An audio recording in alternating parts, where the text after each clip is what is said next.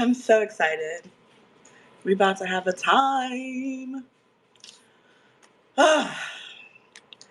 Happy What We Watch Tuesday. Let's get it.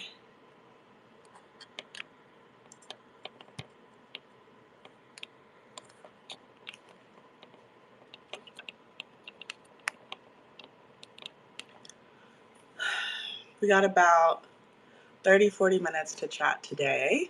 And I'm very excited. We are talking season 2, episode 4 of Severance. Isn't this maybe one of the best shows on TV right now? But we got a lot coming, so, we kind of got to be a little mindful. Hello, welcome to the stage. Welcome, welcome. Come on up. They done changed the stuff on, there's some sort of update, so I don't even know how to get people on here. X gonna change up some stuff on you, but you guys know how to join if you want to. Welcome. It's What We Watch Tuesday, not What We Watch Wednesday, and we are here to recover from season 2, episode 4 of Severance. We're here for each other. This is What We Watch. We are on YouTube. If you're watching this currently on YouTube, thank you for being. Make sure you subscribe and comment. Guys, you've heard about the Ortbo. I want to welcome you to the Irtbo. This is your indoor retreat team building occurrence, okay? Welcome, all of you, to this Irtbo. This is our first Irtbo, and I'm really glad that everyone can be here. Tej, welcome, my lovely co-host. How are you doing today? How are you doing, Tej? Uh-oh, can't hear you. I can't hear him. Can everyone hear me? Okay, I can. Could everyone hear TJ? Is it just me that can't hear TJ?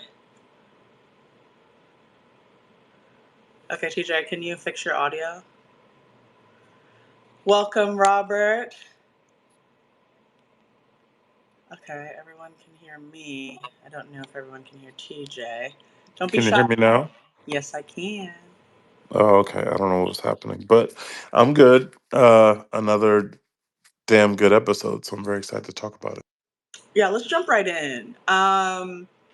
First, actually, no, let's not jump right in. First of all, I'm going to say recovering from one of the best episodes of TV. I meant that when I said it.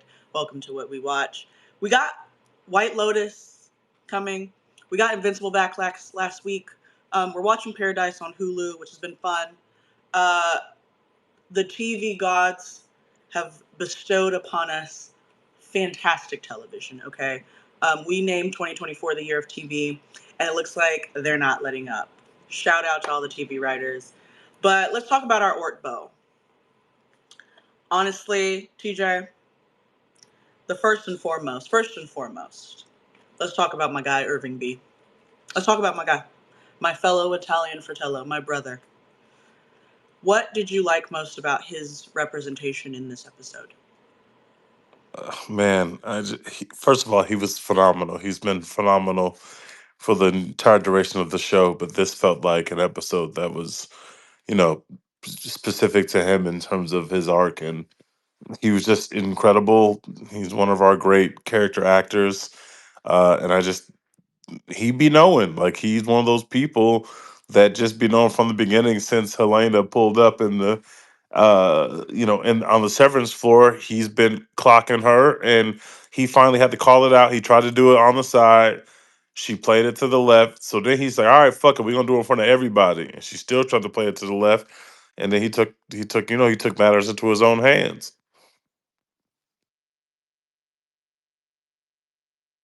For sure, for sure. I think Diner in the Dash, do you want to tell us how you feel about Irving B in this episode specifically? Well, I thought he was fantastic, and his whole performance has been fantastic. Um, my only question was the way they did it at the end. It seemed like they were maybe trying to play it as kind of like a shock moment, but for people that have actually been paying attention, I don't think it really was. Um, that like that this was her outie or whatever. Um, but the tension and the way that everything led up to the moment for the characters in the show, I guess it was supposed to be shocking, so I guess that makes sense. But for the audience, I don't know if it was for a lot of us. So I mean that was just interesting. I don't think it took away from the episode at all or the drama of it. And the whole episode and the setting of it was so beautiful, and it seemed sort of like the whole thing was a standalone episode. And I love standalone episodes of shows that sort of I don't know if you watched Game of Thrones or not, but it reminded me of like episode of Game of Thrones where they stop bouncing around and just like do a battle for a whole Did you episode. did you just ask me? Did I watch Game of Thrones? Well, you haven't seen The Wire, so I never know for sure what you've watched and haven't watched. So, Not me being or you clocked. are watching The Wire. Excuse me. I'm sorry. I appreciate that. Diner in the Dash. DJ, do you hear me being clocked like this? This is crazy. You know what? Clock my ass. Honestly, yes, I've seen, and I fully agree with you. Like, I hate the term filler episodes. I don't. I get that more so for like sitcoms that were popular in the '90s and 2000s. I don't use the term anymore, especially for like shows like this.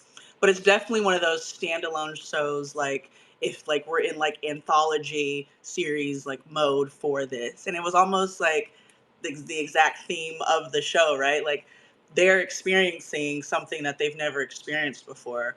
And I saw that this theory was that they're in lullaby mode. So everything they're seeing is like, hallucinations or like holographics of themselves and things like that.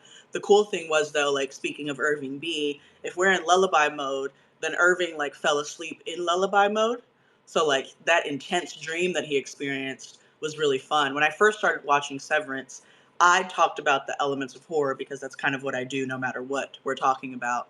And I was so excited once again to sit with Irving, my guy, my favorite guy, in this very horrific, dream sequence or nightmare sequence, if you will, of, after hearing that really creepy, yet another creepy Mr. Milchick story and moment, right? And, meeting the frail gaunt bride, I guess I would say the gaunt bride, and her sitting in like where Helly usually sits across from him, and just being in that really creepy, desolate, dark forest. Like that's horror, guys. Like those are elements used to unsettle you and bring about anxiety and scares. So I was really excited to see that, and then we end with like the sun shining on them. And what is Irving doing? My guy's being violent. I shared some tweets up there because that's really how I feel. Y'all share your tweets as y'all were real time watching this episode. I was in Mexico City, didn't matter. I was like, yo, I gotta go home. I gotta go back to my hotel and watch Severance. I ain't gonna lie to you. And I absolutely did. So, um, Southern, how are you? Welcome. Talk to me about Irving B specifically. I want to talk about Irving because John Turturro is that man. Let's talk about bourbon. Everyone's talking about bourbon. Did you say Burving? Billy Bush was interviewing Turo. It was like everyone's talking about bourbon. But no, like I think he's the only one of our innies that's actually grounded in some sort of reality. I like that. Like he's the one that like started off with like everything is in place, in order, like very observant. And like honestly, I think it's an indictment of straight men. Oh, I like that. Just because like Irving notices everything. That's just who he is. For But you sure. I got like you got Mark and our what the fuck guy not really like paying attention to the details. Like he exactly. knows the details of Helly. Like that like she's a rebel. Like some of the things that she's been saying hasn't been what like her reactions to stuff isn't they aren't the same. And he Yes. noticed that. We noticed it. we were all Irving B in this moment. You know, I think part of my favorite part of this portion of my favorite experience in this episode is the fact that we get to kind of see the characters interact in this like almost kind of quest.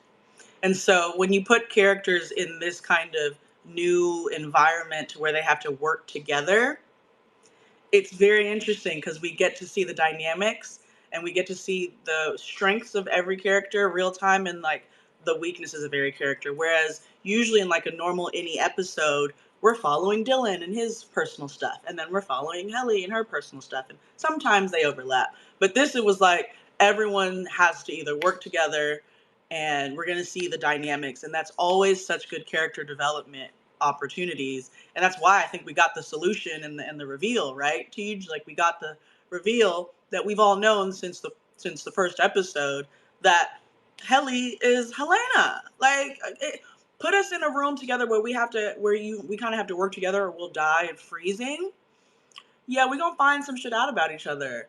And I just want to shout out, like again, put your tweets up there. I just want to shout out that our last show, we said that the sex was happening. We said it.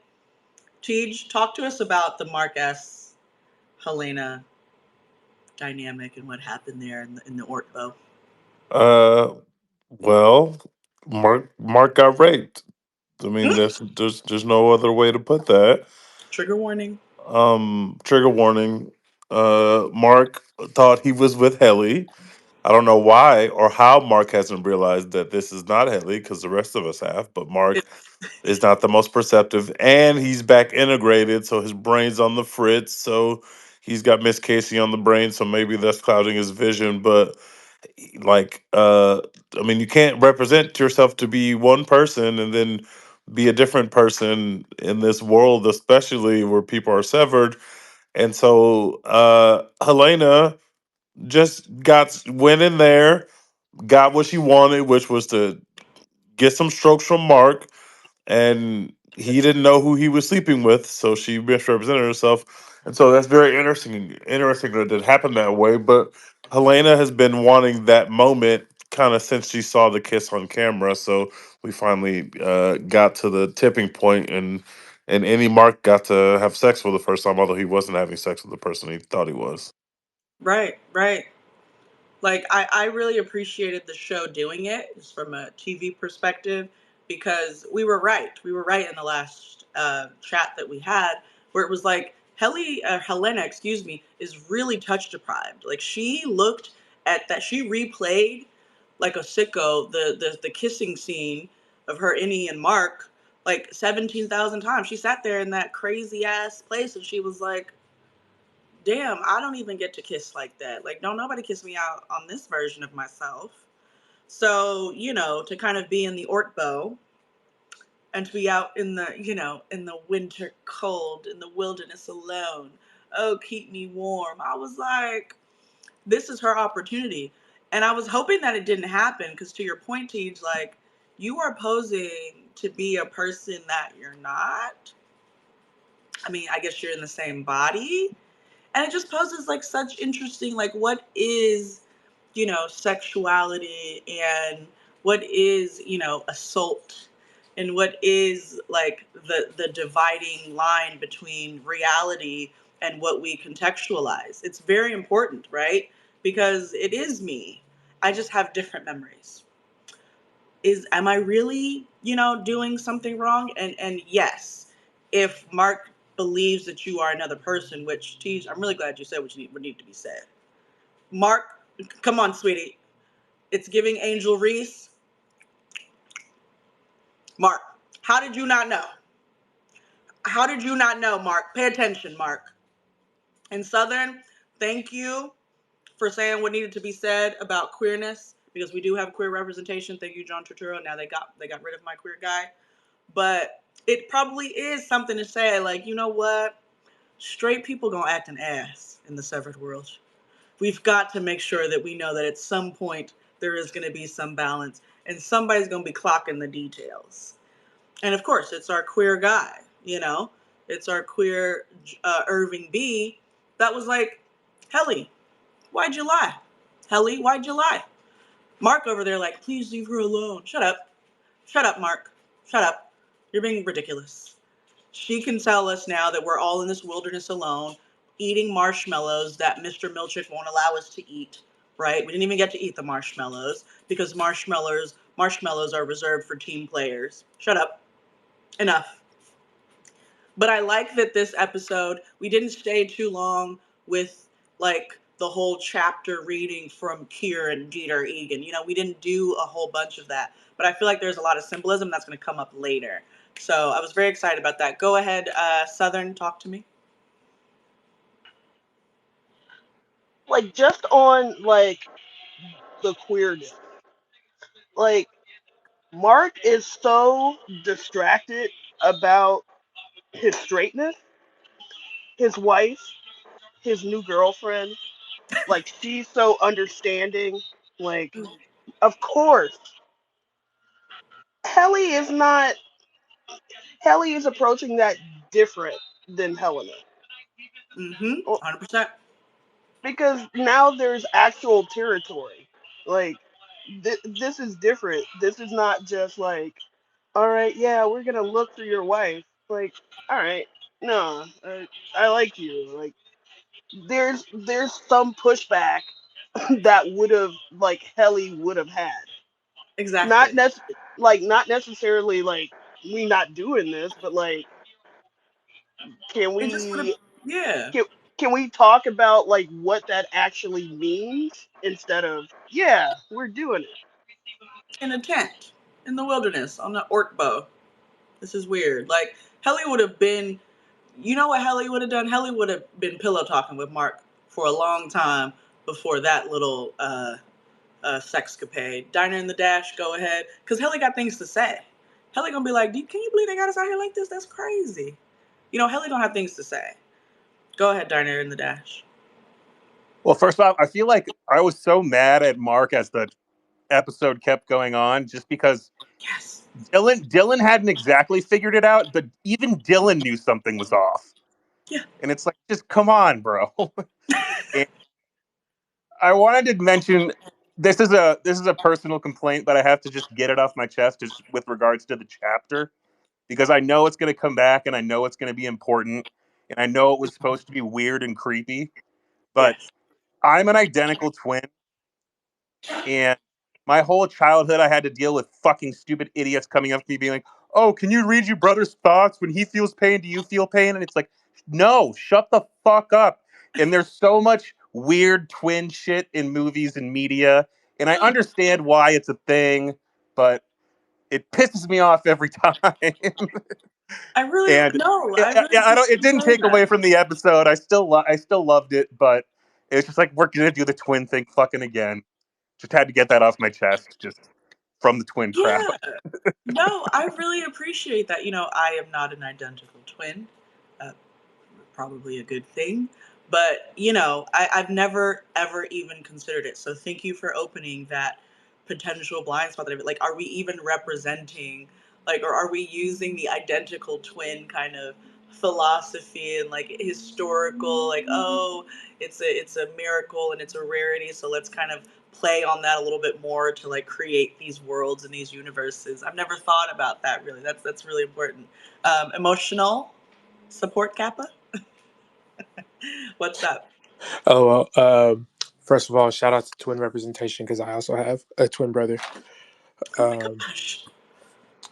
but yes, I was sa- I was thinking about how Irv has the most self awareness of anybody in MDR, and so that helps him with like his dreams and things like he's in tune with like who he is and how he's feeling and stuff like that.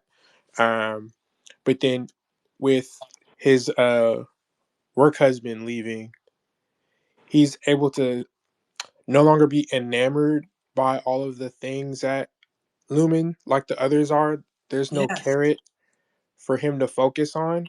Like, of course, Yes. Mark's got his ex slash um, Wellness Helly. coordinator Yep. slash Helly.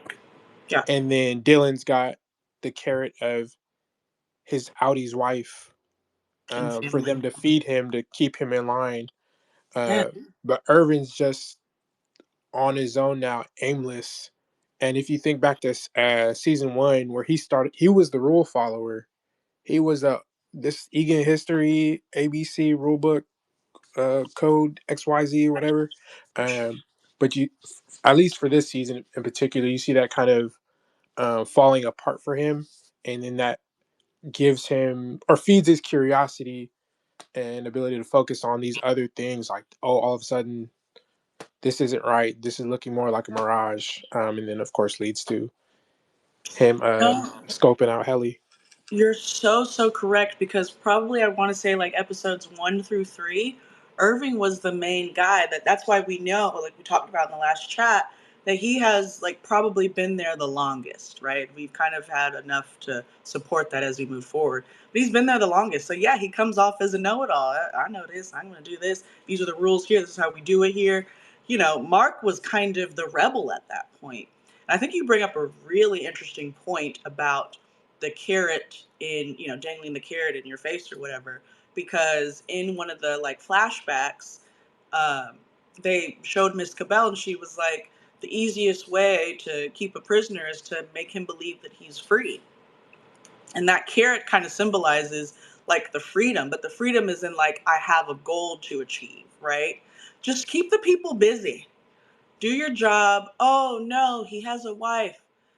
Guys, don't hinder him. This is a severed person. This is essentially a child version. Let him explore. We can hear them, we can see them, we have every place locked down. Let them explore and feel like they're being, like they're achieving something.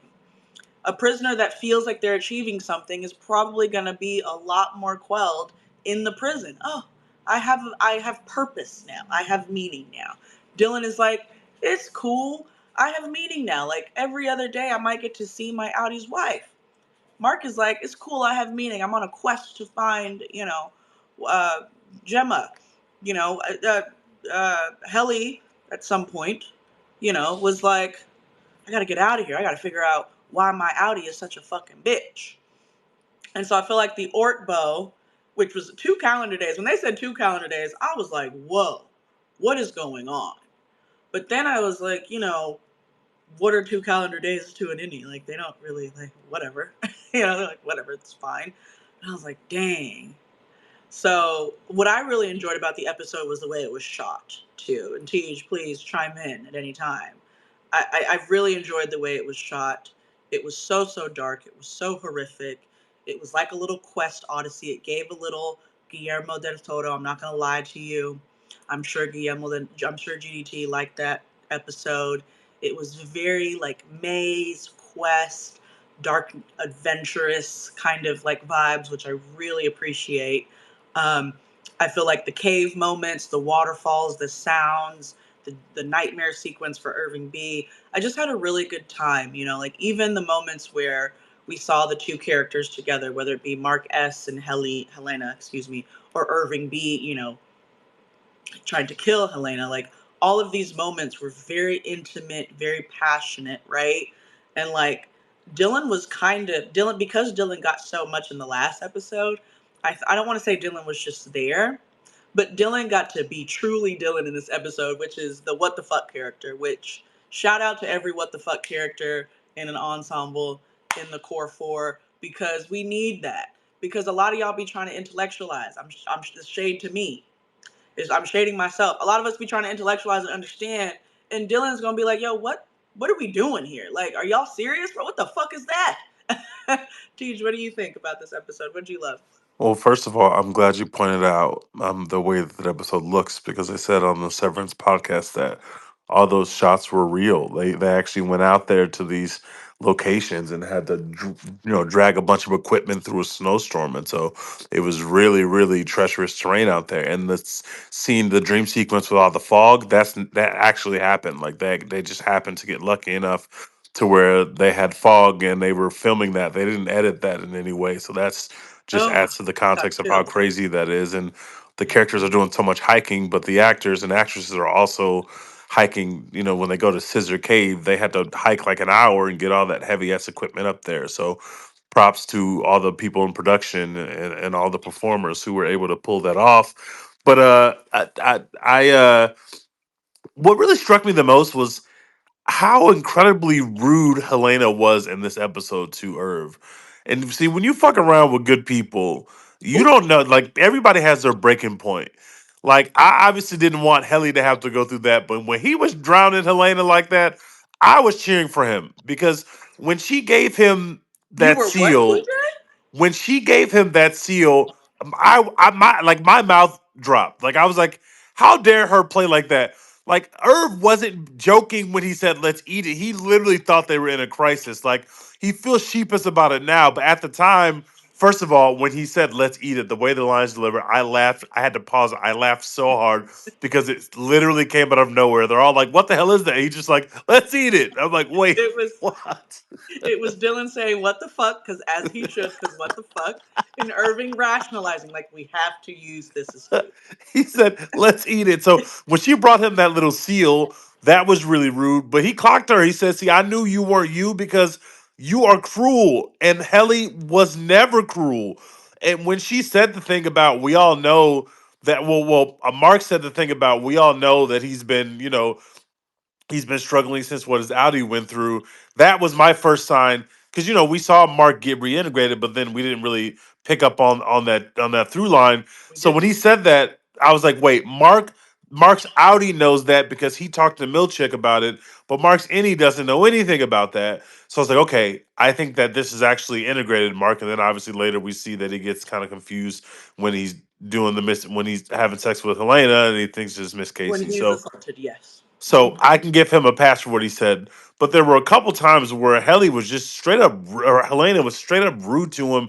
And so you fuck around, and sometimes you're gonna find out. And just having it such a dramatic ending to the episode of he's drowning her, she snaps back in. Mark doesn't know what the fuck's going on. He's completely confused. And now we get Helly back. We immediately feel sad for Helly. And you see Irv when he's putting her in that water. Once he realized that Haley is back, he it's like all the anger leaves his body. It's like that is fucking acting. John Turturro goes from that to a caretaker in a second. It's like I'm so sorry. Like you're here, you're good because the last thing that Haley saw was when she was on stage, and then they flipped the overtime contingency. That's the last time we saw Helly the innie, and all of a sudden she pops back into consciousness and she's being drowned and she's literally wet and they're outside and she has no idea what the fuck is happening. You can imagine how jarring that would be. And then we get, the death of Irv. If Irv's gonna go out, if this is the last time we see Irv's any, he went out like a G, and it's just a beautiful episode. And I just think that season two is operating on a very Brilliant. very high level, and we're not lingering in our pacing. We are really flying. Like we're getting real shit, real information. Shit is actually happening. They're not trying to say, "Oh, y'all like this show, let's drag it out." They are giving us the show. Like through 4 episodes, we've gotten so much actual.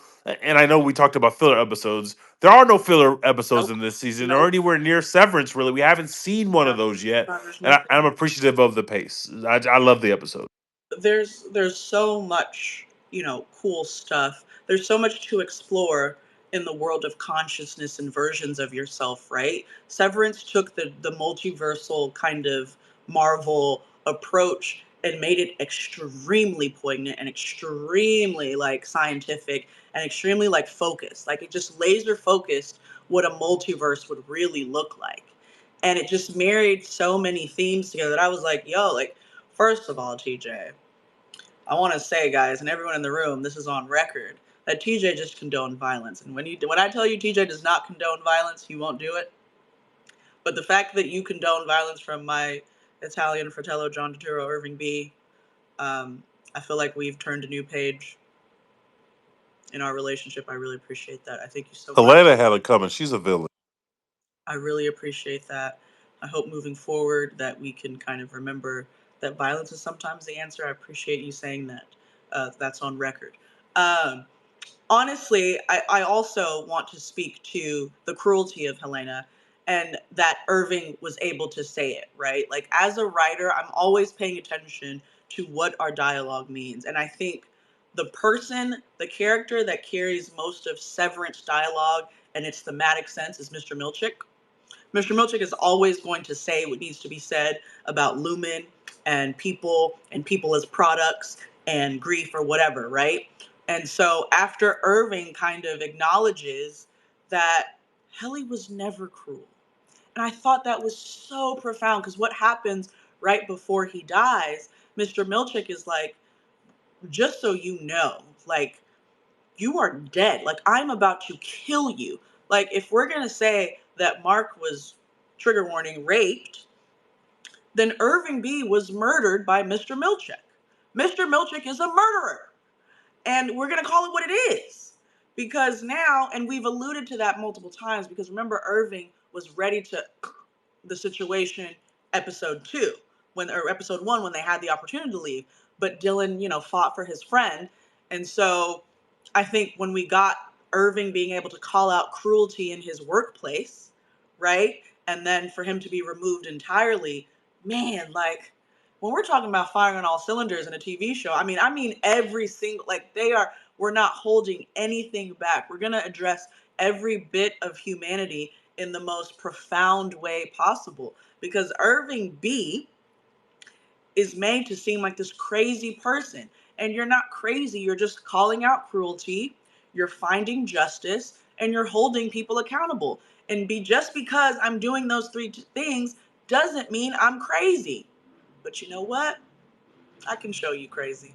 Don't even worry about it. Because y'all gonna keep trying to gaslight me. Helly gonna give me that bullshit ass motherfucking seal thing. I'm telling you, you hear it in my voice. I ride for Irving B. That is my guy. RIP to my guy. That's my guy. Point blank, period. Okay? He did what needed to be done. And honestly, Mark needs to get his fucking head out of the clouds. But I'm also going to give him grace because I think he legitimately just put his head in the clouds, like, not just metaphorically, because he reintegrated himself. So we don't know what's happening. But go ahead, emotional support Kappa, talk to us. So I just want to point out, Tej supports violating the Geneva Convention, and I I was so worried that while Irving B was waterboarding Helly, I was like, is she about to commit a hate crime and find like a loose rock and like bash on it? And so I'm glad um, we didn't see all that, or they didn't take it that far. I just But want you to know Ben Stiller knew what he was doing when he did this show, y'all. Ben Stiller, we know what you're doing. We saw it. You're making us talk about a lot of heavy stuff. It's dope. This is what we watch. We appreciate it, but we see what you're doing. Okay, go ahead, emotional support Kappa. yes, it's yeah, it's I guess a lot of discussion around Helly had me thinking about how she was probably socialized, but also like nature versus nurture. Like she was clearly raised in a weird environment that didn't put her around actual genuine friends, and Mm, so like you can feed that part of her that fed her the part of her that allowed her to become a bully yes. and look at lower class people in the way that she does to where she could Mm, subject them to that. But then you see her as Helly, where that nurture or whatever it is, that influence wasn't carried over to where that allowed her to be a actually kind person. yeah, Um, and so but that's definitely what I'll be watching for. you be spitting. I'm gonna say something about this nature versus nurture thing, right? Because the innies are the nature, and the outies are the nurtured, right? Quote unquote. I have a that could be a whole nother episode about nature nurture, so I won't go that deep into it. But what I'm saying is it's interesting because as you're speaking, I still think that because only memory, that kind part of Helena does exist. It's not a different person. I mean, it is, but it isn't. You know what I mean? And so I think, I don't know if we want to call it instinct or we want to call it like this experiential layer versus like a contextualized language growing a person that has experienced suffering and an environment in the real world, right? Like the innies are essentially children. I've said this so many times, but if your innie, if my, I'm gonna just center myself. If my innie is kind, I believe that I have kindness somewhere deeply rooted in me. If my innie is a comedian, I feel like somewhere inside of me, if I channeled it, if I broke through a bunch of the clouded stuff, that I'm a comedian. I'm funny. I could be a comedian. And so it's interesting that Helena couldn't even like, she saw it as a separate part of herself instead of taking her ass to probably some fucking therapy and being like, oh wow, there's a part of me that is like this. She was just like, oh, that bitch don't get to experience it, let me do it. And that's what you speak to, is that like kind of probably classism or whatever she was nurtured into, that makes her look at the rest of the people that they're just disposable people that she can do whatever she wants with, and she's above them. And it's so interesting you say that, because I watched Parasite 2019 last night in IMAX. Period. Go watch it in theaters if it's in your local area. Best movie ever. A 15 out of 10, 30 out of 10, no notes, 75 out of 10. Okay? Best movie ever. And that is what that movie talks about. Oh God, it does such a good job of showing what happens when you insert a human being, or when you interact with a human being that has such a different upbringing, and what they deem as like socially acceptable or worthy of grace or worthy of respect. And Helena clearly put herself into that. And the furthest person character from her was Irving. And he was like, hey, this is not her. And it's funny because I've been calling out how Helly is so rebellious. And I didn't really stop to realize that Helly is just rebellious because she clocked all the bullshit. So really, she's just a good, not cruel person, because I'm just clocking bullshit. And I look rebellious because I'm supposed to be, just sitting and swimming in the bullshit. But I'm not going to do that. I want to welcome Edwin to the stage. Hi, Edwin. This is your first What We Watch. Welcome. Hi, thanks for having me. Excited to talk Yeah. about the show. Yeah, let's talk about it. What are you feeling? What is your favorite part about this Ortbo episode? Because actually, it's called Woe's Hollow. We're going to have to talk about it, Teach. Go ahead. Yeah, I think that the tension. I think that there was tension the whole time because you felt like first it was a shock. Like we were also just like warped into the scenario and we're like, what's going on? And this show's kind of known for, you know, shock and just you don't get it and you just gotta kind of like you kind of just need to ride the wave until you kind of understand what's going on. That's kind of what the show's always like, but this was like such an extreme version. And I think that was interesting starting that way. And okay, fine, I don't get it. I'm guessing I'm going to get it as we go along. But you just knew because it was so slow and you were literally walking through a forest area and all of that and hearing these stories, you just knew, okay, it's really almost feels like filler, but this show isn't filler. So there has to be a big payoff at the end. Like I know it's coming. Yeah. And then for it to be such an exclamation point where that this is the kind of thing where in a show that's 23 episodes maybe they have a little bit of an argument and then you cut to black, but instead we kept going and we went all the way to the most extreme scenario in the end. And I think the way they were able to kind of stick the landing after kind of slowly walking us through it was really powerful, and that's why I think it's arguably the best episode of the season and the series so far. For sure, Edwin. I fully agree. And I just love that you said tension too, because, a lot of, I can, put words with like shots as a director. And there was not a lot of color in this episode. And not to say that there's more color there's a lot of color in other episodes, but there's definitely more. Like Helly wears blue, and Mark has a little gray and white, and Dylan will throw on a little something, and John Turturro, and there's like the green carpet and the whatever. Like there's some color, but here it was like it might as well have been shot in black and white until we got to the tents, right, with the fires and stuff like that. And it was just the use of color and darkness was so fun, and it really added to like this long, I like that you said like it was like this long, like the pace was a little bit like slow, but not slow in a negative way, just necessarily, rightfully slow, and this kind of brooding tension, apprehension. What are we doing? And I think that Severance, also another cylinder, 15,000 cylinders firing on all of them, is Mr. Milchick is almost like our unreliable narrator, right? Like Mr. Milchick is acknowledging the things that the NEC and that we see in the audience, but we know he's fucking lying. We know you're fucking lying, Mr. Milchick. Oh yes, you will go on this path, and I see you guys will have a fun ritual tonight, or whatever the fuck he said. He didn't even say ritual. He said recital or something, and I was like, that's a ritual. I don't like it, Mr. Milchick. You be lying. So it's like this really really daunting, terrifying character. And Trillman is it Tillman? I think Tillman is doing a fantastic job. He is Severance to me. Like, he is an unsevered character, but he is what Severance is. It's like this unreliable narrator that is fully aware of all forms of consciousness in real time and can manipulate it at any time he wants, but then also realizes that he might be manipulated. Tej, go ahead. First of all, Mr. Milchick had that shit on. And we have to acknowledge a swaggy king because he had really had that shit on out You in the know how I woods. feel. I ain't acknowledging shit. He had that shit on out in the woods, and I want to give him his credit. Also, we haven't even talked about the how. First of all, the way that Mr. Milchick reads that story, and the story being about Dieter, who literally had to got killed for jacking off. Like, he jacked off, and then his head Can basically we? exploded. Like, that. What? What? What the What? fuck is Lumen? Lumen is like a cult. Like, what the fuck is Lumen trying to teach people? Well, I missed that when Helena called it out. Maybe I'm just so far away from men pleasing themselves. Thank God. I didn't get that. What he part of the the, story was the that? story said something like he spilled his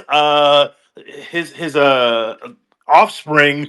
It was something, spilled his offspring onto the snow or something like that, or his it wasn't offspring, it was another word Not. for I it. would have known. It was another essence. Something child. No, it wasn't essence, it was like more flagrant than that. It wasn't offspring, it was He spilled his lineage lineage. There it onto. goes, it was lineage. Yes.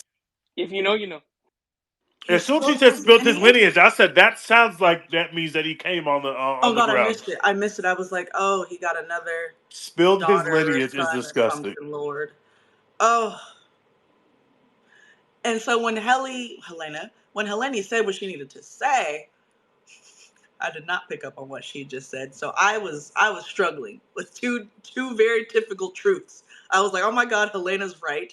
And then I was like, oh my God, if she's wrong, then Mr. Milchick is still a fucking sicko. And we're about to find out that Helena is not that. Because Helly That is not going to know. Again, like, I'm an innie, bro. I don't really know what do innies know what masturbating is? yes. Well, they know what sex is, so they would know what masturbation is. I think there was a reason they all, if you look at the conversation again, they were all dumbfounded, including myself.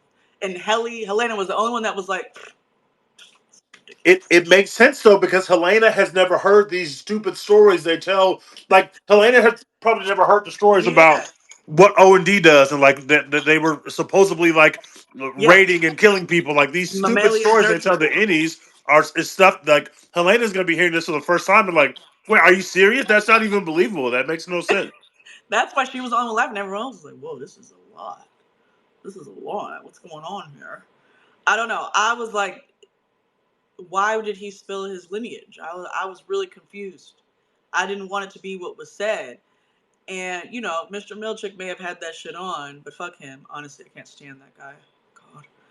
He's never going to die either. I already know that. They're going to keep him forever because he's too good as an actor and as a character. But I can't wait for the Miss Cabell, Mr. Milchick duel. I can't wait. Southern, go ahead. Like, Miltech did have that shit on though. Like, he really did. I hate him. Um,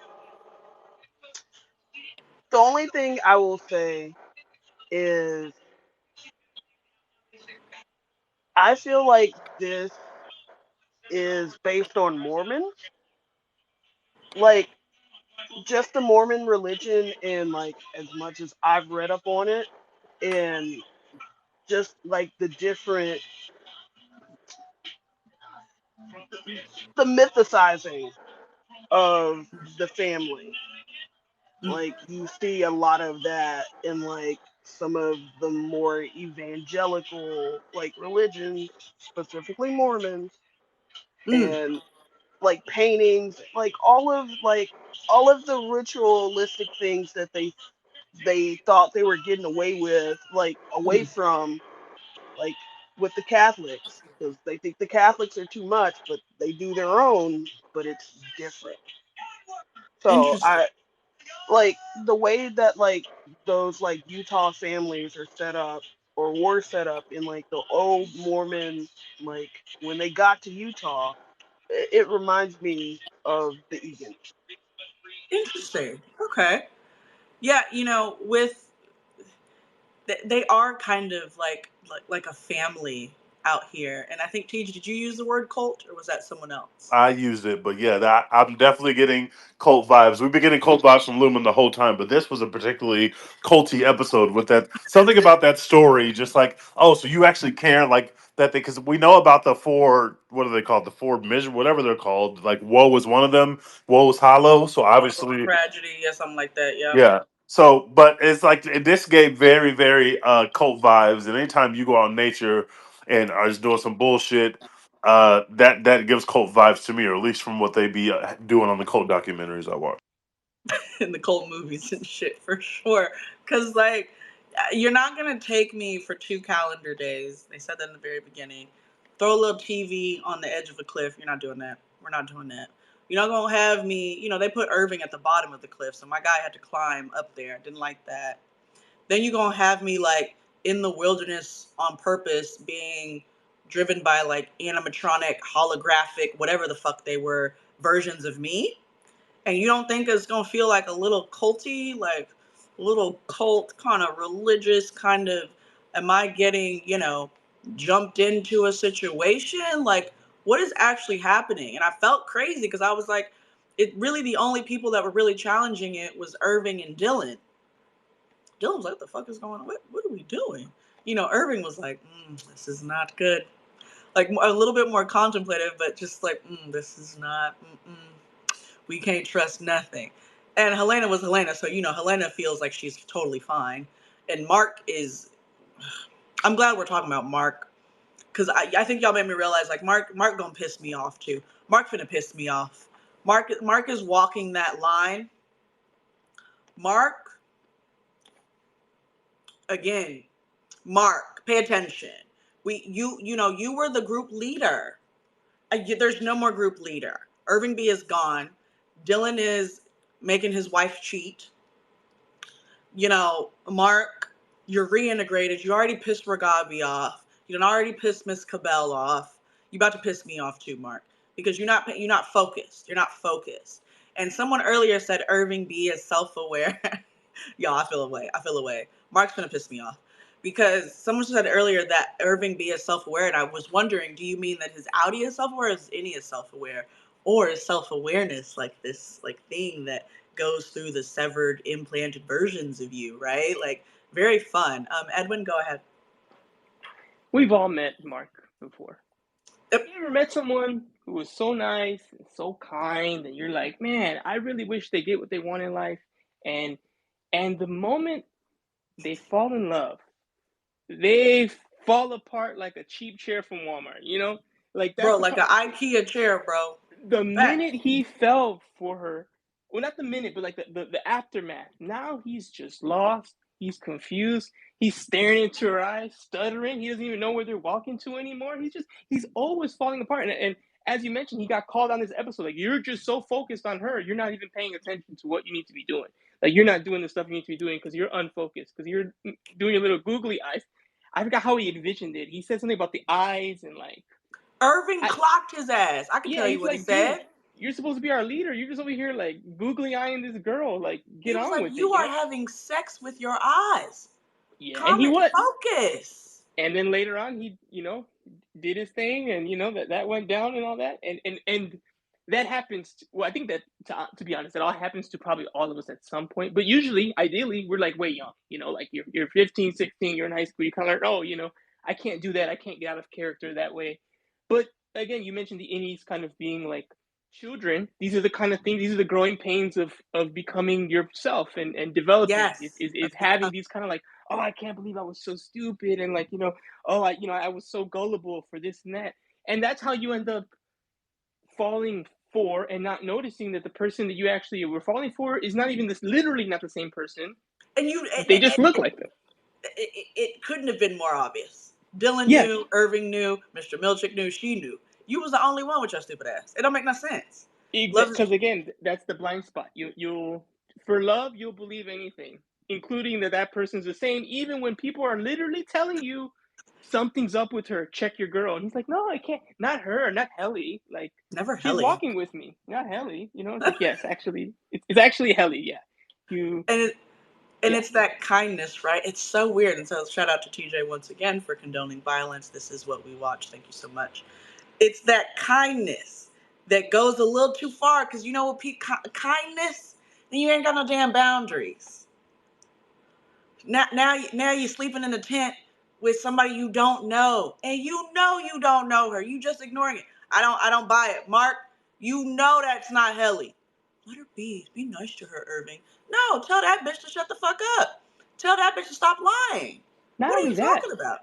after, right? It's over, you know. And again, I'm not going to get into details of how people can be when that's done. But oh man, then she started opening up, right? She's like, I'm not. I don't like who I was. I was lying, and he's like, oh, it's okay to be girl. It's okay to be girl. I don't care that you were. I don't care who you were. I don't care who you were. Now And it's hold like, on now, cause bro, that okay. Now hold on now, cause that was my. I kind of like that. That's I know real romance right there. Y'all I'm need to sure you take do. notes as men. That's what I Well, like.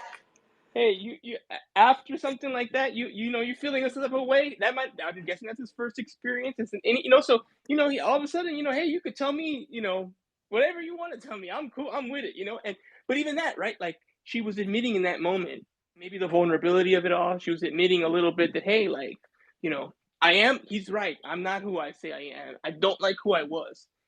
She knew what the fuck she was doing. Yeah, exactly. She did, She but I knew. think that she felt vulnerable for a second to, you know, because again, I agree, she's conniving, doing all of this is very nefarious, but you didn't have to go that far. You know, like you already were getting everything you wanted from Mark. You didn't have to, you Yeah. know, you didn't have to go that far. So she wanted some of that too. I think she saw. You know I what? think one thing Helly saw is someone can love me like that, and she probably doesn't have that in the real world. We don't No, know, she definitely and doesn't have it in the real world. She definitely she doesn't. liked it. That's why I think she went as far as she did because she didn't have to go. I mean, this is like next level stuff. So I find all that interesting. But I'll mute myself. Guys, Maybe you can talk about it. all of what we watch is next level. Let me tell you something. You have to put yourself in these positions, guys. I don't want this is TV. This is what we watch. This is why I created this community. We see parts of ourselves and our experiences in these shows. Put yourself quickly in Helly's position, or excuse me, in Helena's position, and well, you know, in just the position of being able to, you know, interact with a severed person that you saw loves the any version of yourself. How far are you really going to go? I feel like what we watch doesn't have completely terrible people all the time, and I feel like if you really that pressed for penis, there should be some shame attached. There should be a little bit of, you know, there should be a little bit of a approach. Like you've already made it far enough. Like you can't be that deprived. That's sick. And the only reason she would be allowed to do that is because she is a part of the Egan family. Because I guarantee you, if one of the Audi versions of any other severed employee tried to pull that on Helly, oh my god, immediate disbar, immediately, you know, fired and killed, or whatever the heck's maybe. And it's so interesting that being fired from here means you're getting killed. Like this version of me's getting killed. Emotional support, Kappa. Go ahead. Yes, lots of things were said. Helly was definitely doing that thing where some women will exchange sex for intimacy with guys. I said some. We can barely We can hear you. barely hear you. Dang it, that's Can what you I get for speak trying. up a little bit or fix this the speaker? Can you see if I talk louder? Is this better? It's a little better, It's a yeah. little better, yeah. Helly's exchanging sex for emotional intimacy. I feel like with Mark in that tent, like it helped her feel more like she can open up to him and really get more of his attention, I guess. But she manipulated him. Yeah, that's called using and abusing. It is. Teach, how do you feel about that? Because you know how I feel about it. I had a whole hour rant yesterday. Okay, why are First of you all, why are you he using did sex? he did clock y'all's tea, y'all being women. But I think that I just want to point out that Miss Not mine. Velbig last week said that you know, Mr. Milchick is not fit for the job. He can't get the job done. And maybe that's true.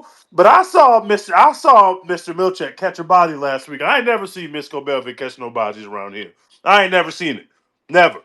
He gave a little speech to him too that sounded like it was biblical, like he was cooking. Like, not that I'm rooting for Mr. Milchick, obviously. Fuck Mr. Milchick.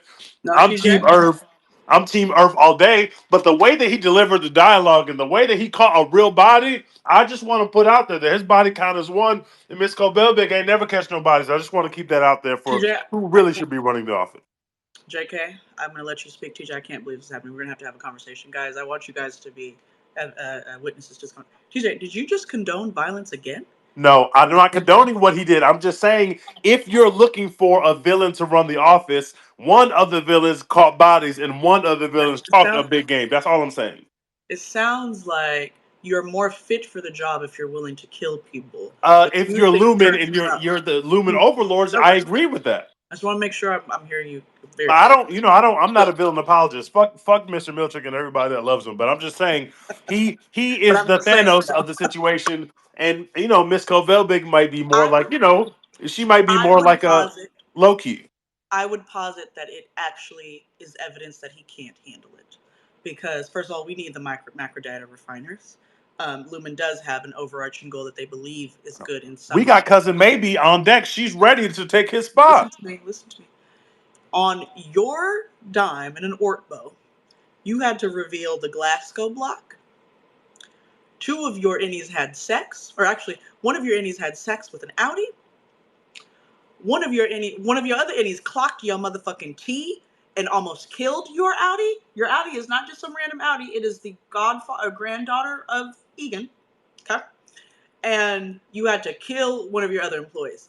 To me, you did a pretty bad fucking job. You did a pretty bad job, Mr. Milchick. I don't think you did well, and I feel like we're gonna get Miss Kabelvig to be on some. It would have never gone like that under my reign. It would have never gone like that. Everyone would have been Yeah, she completely gonna to the hate. T. Eh, yeah, she gonna hate immediately. Oh my gosh, Mark S had sex in all of the years under my, you know, reign. He did not have sex. Oh God, much less. He would never have been integrated if I had anything to do with it. Reintegrated. So I don't know. I think I see the way you're seeing it, maybe in from Mr. Milchick's perspective, but I don't know. I think he did a pretty terrible fucking job. He looked good while doing it. He did look good while doing it. He had that shit on, but I think he did a pretty terrible job. I think he failed. I think it's pretty bad. Things got really hectic. You had to call in to corporate twice in a 2 calendar days. Hey, can someone please turn off the glass sky block? Hey, can someone end Irving? Can you please? And thank you so much. Like, you needed to do too much. We had to intervene too much. JK, go ahead, talk to us. Yeah, Mr. Milchick did have that shit on. I just wanna agree Hate with that for everybody me. on that. Hate that And for me. th- and then the other thing too was that in terms of what Teach was saying with Mr. Milchick catching a body, Miss Cobell was so deep in that she cut into a corpse's head to Mm, take out a chip. Like, you can't beat that. I'm sorry. Like, there's nobody that can beat that dedication. She did that at the wake. You know how deep you gotta be in to go into mm. somebody's wake and cut into the head for a chip? Like that. That shit probably cost 1 cent to make, and she did that shit and did not get caught. Like, she's down for life. They should have given her a CFO position after that, because Not the she CFO. really did it. She was really down for it. Not the CFO. She would love that. Actually, no. This is why I think she's a sick bitch. Miss Cabell, Big, you're a sick bitch. Let me tell you something. She got offered a promotion. Do you remember, JK? She got offered a promotion. She She didn't take did, it. and she wanted to stay on the seventh floor. But I feel Because like she's a it's sicko. because the promotion was to kick her out rather than like really something that came from her good deeds. Her, well, not good, but her Yeah, efforts. well, you know what? Y'all got really comfortable clocking women's tea. Not me though. I'm not Not using. me, not me. No, I did no, that. no, no, no, It's no, no. definitely I'm you, not. Ed, and I'm definitely not. definitely It was you. not. I'm I'm. down for my fellow women. I'm not saying that. I'm just saying that, I'm trying All to I'm trying to boost saying, her up because she was in there. it's very But anti-women, I wanted very to anti-women episode, very anti-women episode. I I didn't wanted to even say realize that. Go ahead. something else too about you had brought up Parasite, and then also, so when the episode started, how Irvin was on the ice. And it Yes. made me think about how he was on thin ice from the beginning because he's the only Symbolic. one that's on the ice when Everybody else is everybody cool. wakes up. Yeah, so I thought that was interesting from the get go because that means that he's about to do something. And then it was so interesting that from the very first season, he was one of the most serious workers in the office that was down for the whole ideology of Lumen. And then Mhm. he ends up being the most rebellious one. Shout out to And Irving. yeah, the one that You gets. came in a little later, but that is verbatim what we said earlier. So Oh, shout out I'm to you. sorry. Yeah. I'm sorry No, I missed no, that. I love it. That means we're on the right track. We see it. We peep. Teach, go ahead. You unmuted. Or sorry, JK, were you I done? don't know. Oh, just one more thing. The other thing was what you had said, you bringing up Parasite. And one of the things that I like about Parasite is that it just was showing that you, no matter how hard you try, it's very difficult to move into a different class that you weren't born into. And in this case of this show, it was very hard for Helena to try to pretend to be one of them because she's not born into that. She's not a part of that, and she's not like middle class. So it was very hard for her to try to pass as one of And them. So she was just clocked out immediately. and yet still Mark dumbass couldn't tell. I mean, he got a taste of her, and now he don't know what to do. So Yet still. I, Because I honestly, I think one of the most impressive, if we zoom out, just like, because I mean the Ortbo situation, that I felt like I was there. Did y'all feel like y'all were there? I felt like I was there when they went into that cave. I was like, oh my god, get me out of this cave. And then they were in those tents with those fires. I was like, oh my god, get me away from these fires. Oh my god, take me out of this nightmare with Irving. Like, that's television right there. But I want to just really highlight the core four. Um, my favorite TV series of all time is most likely Succession. I'm about to finish The Wire. Might be up there because there's no way like he went crazy with that. But Succession worked so well, right? And it had every character archetype that you could think of. And I think Severance. There was a tweet, and someone can find it, and it's like a lot of references in it. But it said, Apple TV really took HBO's nachos with Severance and like all the other shows coming out. And I really feel like I want to do it with like Succession to Severance. I mean, obviously two completely different shows, but we have a core four, now a core three. And I just want to celebrate the actors so much. Because number one, acting, you're already entering a different part, a different version of yourself. You have to embody another character. And then this show, again, a la multiverse Marvel, has like, I need you to like in real time, in real life, like be a human being twice over at minimum. We don't know if we're gonna get yet another version. So these people, are signing, these severed, characters are signing up to be one person on the severed floor, and then they have to like really tap into a whole nother version of themselves in the same episode at times. So, this could be shot over a couple of days, and I have to like shoot this one for this. I wonder how they shot it. Like, do I get to shoot a bunch of my Audi scenes together so I can keep that consistency? I feel like it's such an amazing talent because Helena, I'm sure it was filmed separately, but Helena had to be Helena getting drowned in the water and talking to Seth. That gave it away. She couldn't wait to call Seth by his first name. Don't nobody call Seth. We don't even call Seth by his first name here, Mr. Mildred by his first name here in what we watch. She was like, Seth, if you don't push that damn button, Seth, you're. It was like, whoa, real hierarchy readjustment right there. But then she goes immediately into Helly, right, for that scene. And she's like, oh my God, what happened? And I'm just like, chef's kiss on the skill set that it requires to be our core four, right? To be a severed employee at Lumen. We're gonna wrap this up. I want Darn in the Dash to say something, and then Teach close us out. Oh, I didn't have much to say. I was just, when you talked about being there, I missed the last couple of these chats because I was on vacation in Florida, and now I'm back in where it was like 80 degrees, and now I'm back in Montana, and it's about -7. And I watched this episode the day after I got back, and I was Oh, so cold. And then I was watching the episode, and I was like, "Oh my god, this is the wrong fucking time watching this episode." Now I'm even more fucking cold. you have an That's so amazing. You have an identical twin, and you was cold as hell in Montana. That's funny. I was in Mexico City, 75-degree weather, sunrise and everything. No shade, no tea. I'm just letting you know. But I still felt like I was in there. Can you imagine? Like I was in there with those characters. Teach, close us out with some theories for episode 5. Because real quick, mine is that these woes hollow. We didn't get to talk about it a lot. We'll do it next thing. The woes hollow. When Mr. Milchick alluded to additional chapters that we get to see. Again, I hate him. Oh God, I hate him. I don't want to see the rest of the chapters. Mr. Milchick, stop framing it like that. I don't want to. Don't read anything else to me. You just talked about a man nutting in front of another man in the middle of a forest. Enough. We don't need to hear that. And they're brothers. Enough. We get it.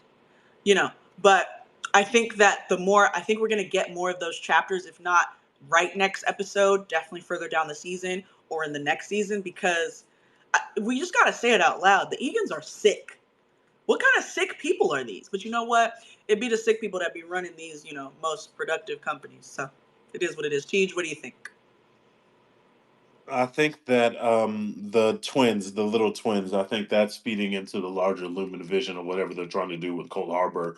It has to do with, Miss Casey being dead, but able to bring her back to life. But she still looks like a human. These things look, they like when they got close to them, they didn't look like real humans. So I'm interested to see how that ties into the larger Lumen vision. That I clocked that. For sure, for sure. Thank you so much. It's not Wednesday. Don't get used to what we watch Tuesday until we're full time, and that's coming. Thank you so much for always joining me. We've been going for almost 5 years strong, and we are so excited to continue. Please subscribe on YouTube, share, and hashtag what we watch. That is trademarked. And stay tuned for our annual film festival coming towards the end of this year. And we have much more TV to talk about. We'll be tapped in with White Lotus. We'll be tapped in with Paradise on Hulu. We got you covered. Happy What We Watch Tuesday. Ciao.